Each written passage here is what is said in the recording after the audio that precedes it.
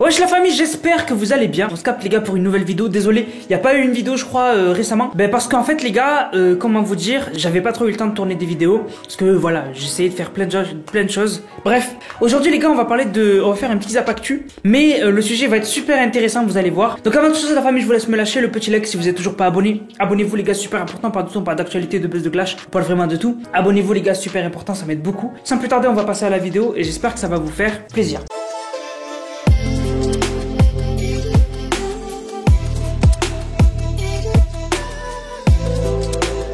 Donc en fait les gars, déjà parlons de TikTok. TikTok, à ce qui paraît, c'est même un truc, fallait s'en douter. Et là, avec les rumeurs qu'on a, je pense c'est confirmé.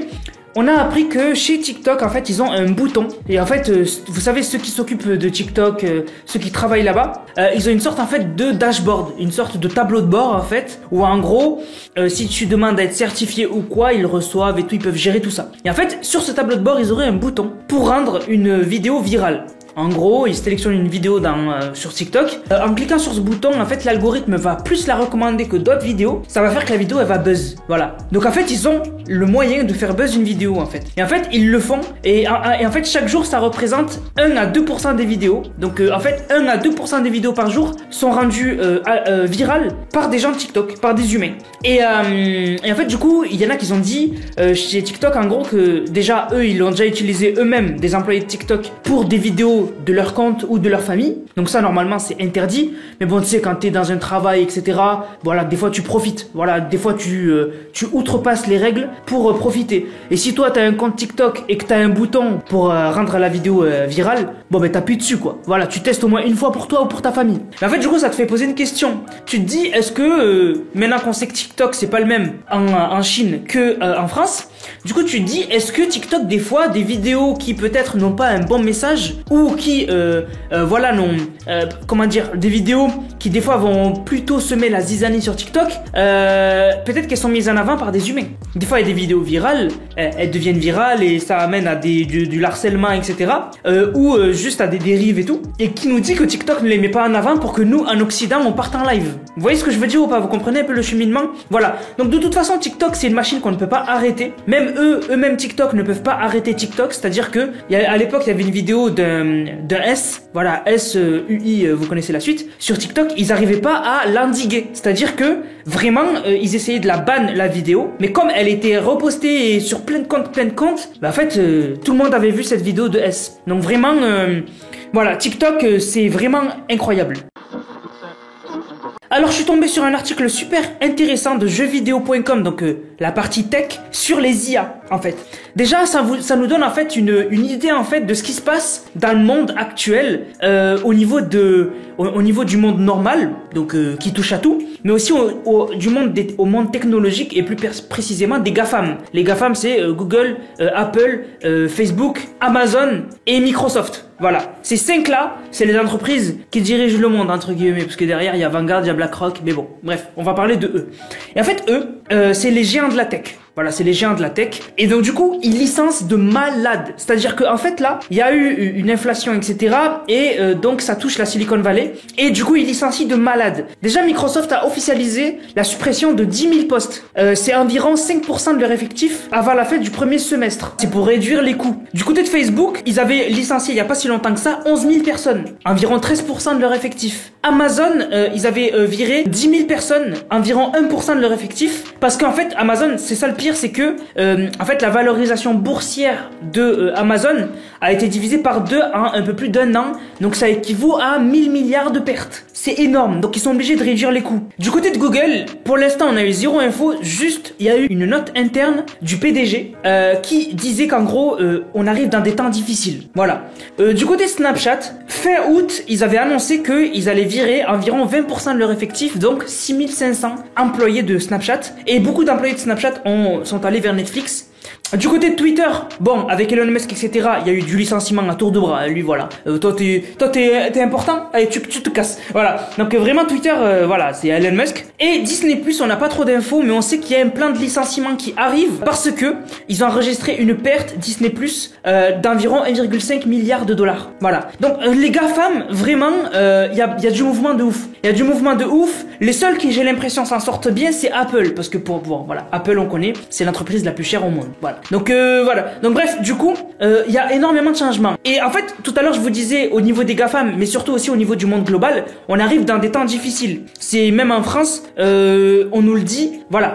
La période de prospérité et d'abondance est terminée. C'est-à-dire que l'abondance de pouvoir se payer le luxe, voilà, de s'acheter tout, et comme on veut, etc., ça ne sera plus pareil. Là, on le voit au prix de l'essence qui a augmenté, au prix du gaz, au prix de l'électricité qui a augmenté, les coupures d'électricité qui arrivent en France, tout augmente, il y a l'inflation au niveau de la nourriture, etc. Bref, il y a des boulangers qui ferment. Voilà, donc l'abondance est terminée. On arrive dans les temps difficiles. Et donc du coup, quand même au niveau de la technologie, il y a une grosse porte qui s'est ouverte, c'est les IA. Les IA, c'est le futur. Imaginez, il y a 2 ans, il y a quelqu'un qui vient vous voir et qui vous dit « Bientôt, t'hésiteras entre utiliser Google et un autre moteur de recherche. » T'es fou. Quand tu veux faire une recherche, c'est Google. Il y a même eu le verbe qui n'existait pas à la base qui a été créé, Googleiser. C'est-à-dire que on te dit ben, Google est ton ami quand tu cherches un truc. Alors qu'aujourd'hui, c'est plutôt ChatGPT est ton ami. Ah oui, moi, des recherches, je les fais sur ChatGPT plutôt que Google. Et c'est un truc de fou, ChatGPT. J'ai jamais vu un truc aussi choquant. Moi, pour mon travail, au niveau de tous les jours, mais je sais pas si vous vous rendez compte à quel point moi je l'utilise. Hein. Moi, ça m'a ouvert des portes, mais de malade mental. ChatGPT, c'est un truc de fou. Ça m'a rendu dingue ce truc, mais vraiment. Et en fait, Microsoft, c'est eux qui les ont. En fait, Microsoft, ils ont OpenAI. Et OpenAI, c'est DALL-E 2.0 et c'est ChatGPT. Donc du coup, Microsoft, ils ont un train d'avance. Et Microsoft, ils ont loupé le train des smartphones. Voilà, les gens, ils achètent soit un Samsung, soit un Apple. À la rigueur, il y a des Xiaomi, il y a des Poco, il y a des Realme, etc.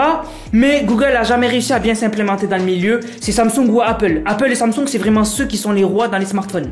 Et donc du coup, Microsoft, ils veulent pas louper le train de l'intelligence artificielle. Surtout qu'ils sont partis avec un train d'avance. Donc du coup, ils ont injecté de l'argent de malade mental dans ça. Et vraiment, ils sont en train de se focus sur OpenAI, sur ChatGPT et sur DALL-E 2.0. Voilà. Donc du coup, vraiment, Microsoft, ils partent bien pour les IA. Les IA, c'est le futur, les gars. Je vous jure, c'est un truc de malade. Bon, maintenant, on a parlé d'un truc super intéressant. Maintenant, passons à Kylie Jenner. Voilà, là, vraiment, on est passé de là à là. Voilà, là, on coule. Non, en vrai, j'ai trouvé le sujet intéressant. Kylie Jenner, récemment, elle est allée dans une fête, je sais pas c'est quoi, où en fait, du coup, elle avait une tenue où elle avait une tête de lion. Une tête de lion, je vous montre les images. Sauf que c'est pas une vraie tête de lion. Elle est pas conne. Fait un peu. En fait, elle est allée, voilà, avec une tête de lion, une fausse tête de lion. En fait, ça a été fait main par un truc de design. Et en fait, en gros, ils ont utilisé des matériaux faits par l'humain, plastique, etc. Enfin bref. Et en fait, du coup, elle s'est fait critiquer. Alors, avant que je vous le dise, essayez de trouver pourquoi elle s'est fait critiquer. Parce que c'est pas un vrai animal, c'est un faux. T'as trouvé? Eh bien, parce qu'en fait, elle promouvoit les trophées de chasse. Eh bien oui. En fait, comme vous le savez, quand on chasse, ben, si vous chopez un gros... On a tous vu une image, voilà, de quelqu'un qui a chopé un gros animal et qui, du coup, pose à côté. Moi, je me rappelle d'une photo, mais choquante. Je sais plus, c'était une meuf, je crois. Et elle avait un cœur de, je sais pas, un gros cœur, genre, et elle posait avec le cœur en mode, elle a tué un animal de fou. Je sais plus c'était quoi comme animal. Et voilà, donc du coup, en fait, il y a beaucoup de gens qui lui ont dit, voilà, elle promouvoit le délire de, voilà, tuer un animal c'est bien et de l'arborer. Et en fait, ils ont dit surtout, c'est pas stylé. Et ils ont dit arrêtez de promouvoir la cruauté envers les animaux. C'est pas stylé d'avoir un lion sur son épaule. Et en fait, il y a des gens par exemple qui ont dit, je t'aime bien Kylie, etc. Mais promouvoir le fait que porter des animaux comme des trophées, c'est stylé. Je suis pas d'accord, etc. Voilà. Donc c'est surtout PETA, qui a parlé de tout ça, etc. Donc voilà. Donc elle s'est fait critiquer de ouf à cause de cette photo. Est-ce que vous le comprenez ou pas? Bon, moi je trouve que c'est des tempêtes dans un verre d'eau. Moi, je vous jure, pour moi c'est une tempête dans un verre d'eau. C'est-à-dire que bon, si t'aimes pas, tu regardes pas, et je trouve pas qu'elle promouvoit ça. Voilà, elle a voulu porter une fourrure pour attirer les regards, parce qu'ils savent plus quoi faire. Voilà, il y a eu déjà des robes avec de la viande, etc. Ils savent plus quoi faire, donc voilà, ils font ça. Est-ce que voilà, c'est pas un vrai animal? Moi je trouve que c'est bidon, le dialogue est bidon. Voilà, pour moi c'est bidon. Dites-moi ce que vous en pensez dans les commentaires, les gars. Sur ce, la famille, j'espère que la vidéo vous a plu. Si c'est le cas, n'hésitez surtout pas à liker, commenter, partager. On se capte, les gars, pour une prochaine vidéo. C'était Nanas, prenez soin de vous. Bang, bang, bang.